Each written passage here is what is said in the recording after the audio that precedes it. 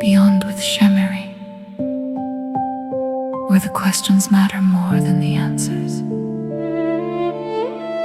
and every conversation opens a door.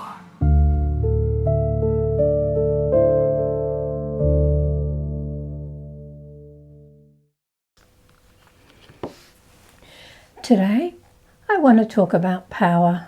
Not power in the dramatic sense, not power as domination, not power as force, not power as the bigger gun.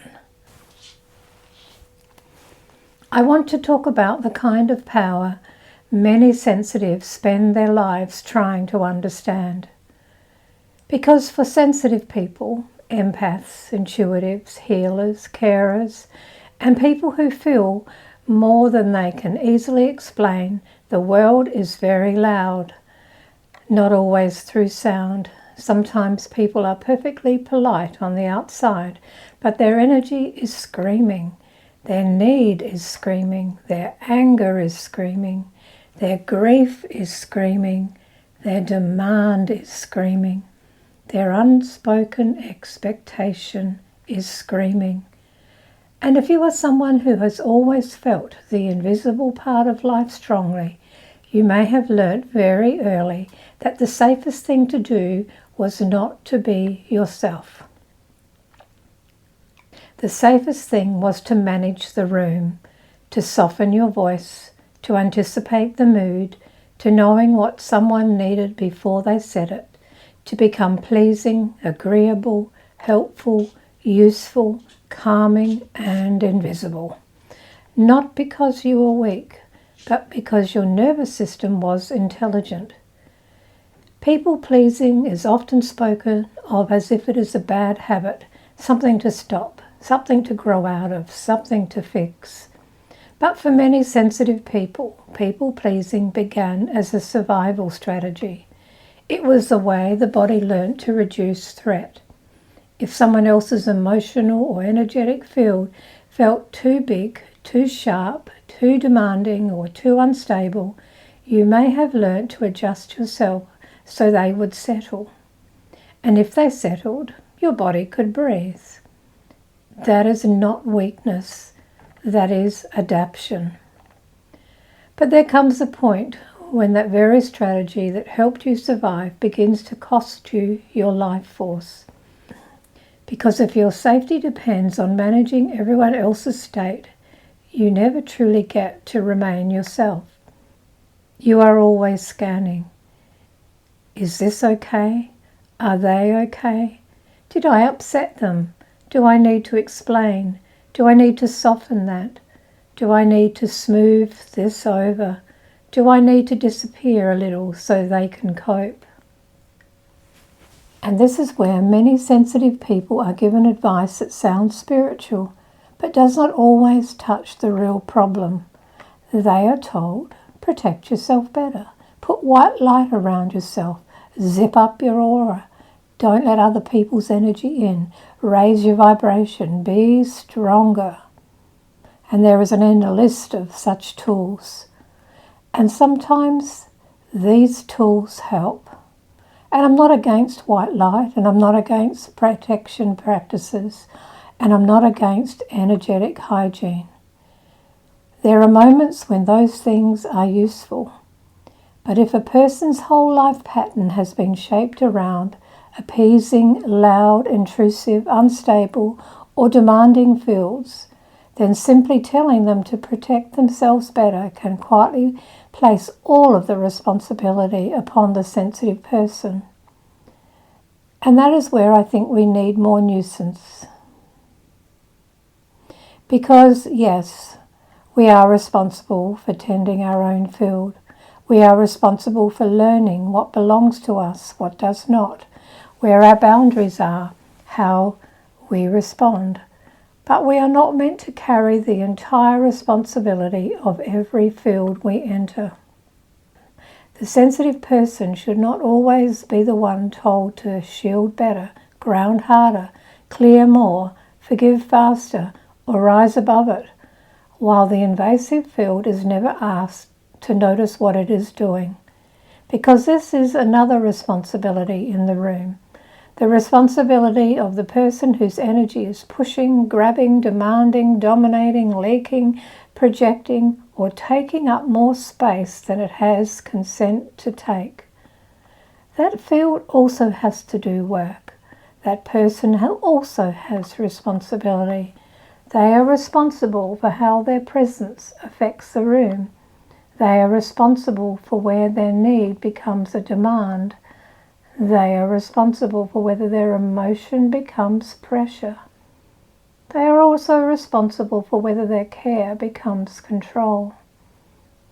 And they are responsible for whether their love still leaves the room for another person's no. And this is the white elephant in the room. We keep teaching sensitive people how to survive invasive fields, but we do not always ask the invasive field to become less invasive. We keep teaching the sensitive person how to manage impact, but we do not always ask the person creating the impact to become more responsible for what they are bringing to the space. And when we only tell the sensitive person to protect themselves better, we can accidentally reinforce the original wound. We can make the person who is already carrying too much carry even more.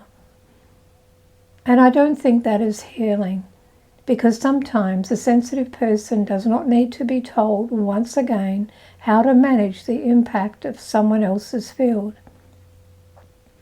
Sometimes the deeper healing is naming that there was impact, there was pressure, there was intrusion, there was a pattern of access without consent. And the answer is not simply, why didn't you protect yourself? Or why did you allow that into your field? The answer is also, why was the field allowed to keep overriding the room? Because a boundary limits access. Power overrides consent. A boundary says, you may come this far and no further. Power says, I don't care where your edge is, I won't access anyway. A boundary says, this is my body, my space, my timing, my choice. Power over says, your body, your space, your timing, and your choice are inconvenient to what I want. And for many sensitive people, especially those who become people pleasers, the confusion begins when someone else's power over is renamed as love, care, authority, protection, need, spiritual guidance, family duty, or relationship. It can sound like, I'm only trying to help you. I know what is best for you. You're too sensitive. You need to toughen up. You're overreacting. You should be more understanding. You should forgive. You should rise above it. You should not let this affect you. And underneath all of that, the sensitive person may feel the deeper message. I do not have a boundary that inconveniences me. So they learn to negotiate with invasion. They learn to make themselves smaller. They learn to call compliance peace. But compliance is not the same as peace. Sometimes it is just the absence of open conflict. And this is why the bigger gun was never healing. Because if the wound came through power over, then healing does not come from learning how to overpower everything back. It does not come from becoming harder, colder, more defended, more suspicious, or more controlling. It does not come from standing in the middle of the field and saying,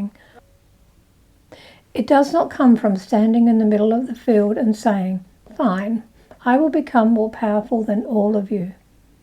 That might feel tempting, especially when you are tired, especially when you've spent years being told to be kinder, softer, more understanding, more spiritual, or more forgiving. There is a moment where the body says, no, absolutely not, I'm done, bring me the bigger gun. And I understand that moment. because I had spent years thinking there was something wrong with me, that I wasn't strong enough, wasn't doing the protection practices correctly, wasn't spiritually skilled enough to keep other people's fields out of mine.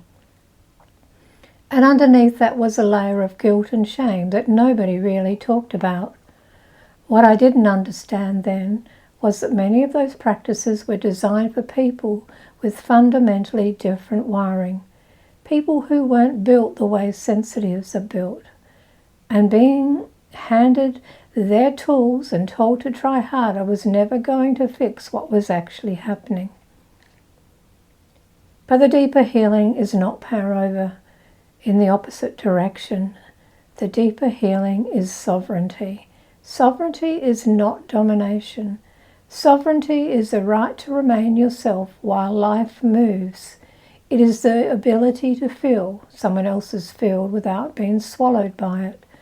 It's the ability to notice someone else's need without constantly becoming responsible for it. It's the ability to hear disappointment without abandoning yourself to repair it.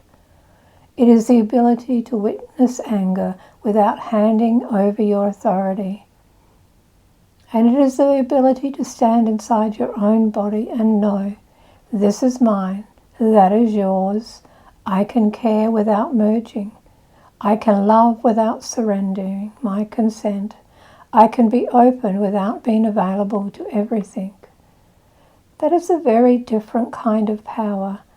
It does not need to scream. It does not need to dominate. It does not need to prove itself. And sensitive people, this is often the missing teaching. We are taught protection before we are taught sovereignty. We are taught shielding before we are taught discernment. We are taught to block energy before we are taught to understand access, consent, relational pressure, nervous system adaptation, and the body's right to say no. So the sensitive person keeps thinking, I must not be protected enough. But often the deeper truth is, I was trained out of no. I was trained to feel other people before I felt myself. I was trained to make other people comfortable before I checked whether I was safe. I was trained to treat someone else's discomfort as an emergency. And when that is the pattern, the work is simply not to build a brighter shield. The work is to return to self. To notice the moment you leave your own body to manage someone else. To notice the moment your yes is actually a fear response. To notice the moment your kindness has become self-abandonment. And to notice the moment you are trying to create peace by removing your own truth from the room. That is where sovereignty begins, not as a performance, not as a spiritual costume, and not as I am powerful and nothing can touch me, but as a quiet, embodied remembering. I'm allowed to be here. I'm allowed to have an edge. I'm allowed to know what is mine. I'm allowed to stop managing what was never mine to carry. And this is the part I think many sensitives need to hear. You do not need to become less sensitive to become sovereign. You do not need to shut down your perception. You don't need to harden your heart. You do not need to become untouchable. You need right relationship with what you perceive, because sensitivity without sovereignty can become overwhelm, and sensitivity without boundaries can become people-pleasing, and sensitivity without discernment can become self-abandonment. But sensitivity with sovereignty becomes wisdom. It becomes navigation. It becomes the ability to feel the field without being ruled by it. And that to me is the healing. Not power over the field, but right relationship with the field, clear boundaries within it, and enough embodied sovereignty to remain yourself while life moves around you. I think for many of us, we spend a lifetime trying to create stronger shields while holding on to all of the responsibility. We think if we can just protect, ground harder, clear more often, understand more deeply, forgive more cleanly, or become more spiritually skilled, then maybe we'll finally be safe.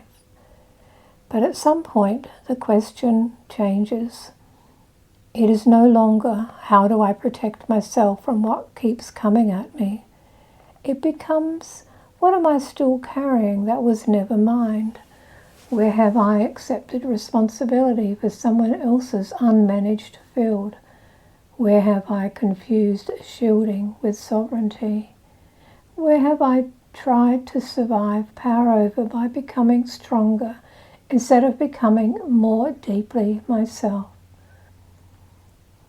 And this is why the work I do focuses where it does, whether I'm working somatically, energetically, or on the deeper field. The question never is just how do we build a stronger shield or a bigger shield. It's what are you carrying that was never yours? Where did the boundary between your field and theirs collapse? What needs to be released and what needs to come home? That is the work, restoring coherence, returning sovereignty, helping the body remember what belongs to it. Because when you think about it, the world has always understood the stronger invasive or the opportunistic forces can enter a system and destabilize it. A virus doesn't ask permission, a pathogen doesn't negotiate, an injury doesn't wait until you're ready. We accept this as just how life works. Survival of the fittest, the bigger field wins, the louder force dominates, impact happens. But what we don't always extend that same understanding to is the sensitive person standing in the room full of unmanaged emotional and sometimes the physical fields. Because this is the same mechanism. An invasive field doesn't ask permission either. An uncontained need doesn't negotiate. A dominant presence doesn't wait until you're ready. The only difference is that we can see a virus under a microscope. We cannot always see what has been pressing on someone's field for 20 years. But the impact is just as real, and the body knows. And in the same way, when a sensitive person has lived for years inside loud, invasive, demanding, or unstable fields, the answer is not just be stronger. The answer is not simply build a better shield. The answer is let us see what happened. Let us see what you carried. Let us see what was yours and what was never yours. Let us restore the boundary between your field and the fields around you. Let us bring your energy back into coherence. Let us help you remember that your sensitivity was not the problem. The loss of sovereignty was the wound, and sovereignty can be restored. So if you're someone who has been told your whole life to protect yourself better, maybe this is the softer, deeper question. What if protection was never about keeping energy out? What if protection also meant returning authority to self? What if the most powerful thing you can do is not build a bigger wall, but remember where your edge is? Because a boundary does not have to punish. It simply limits access. And anyone who demands access beyond your boundary is no longer asking for love. They are asking for power over.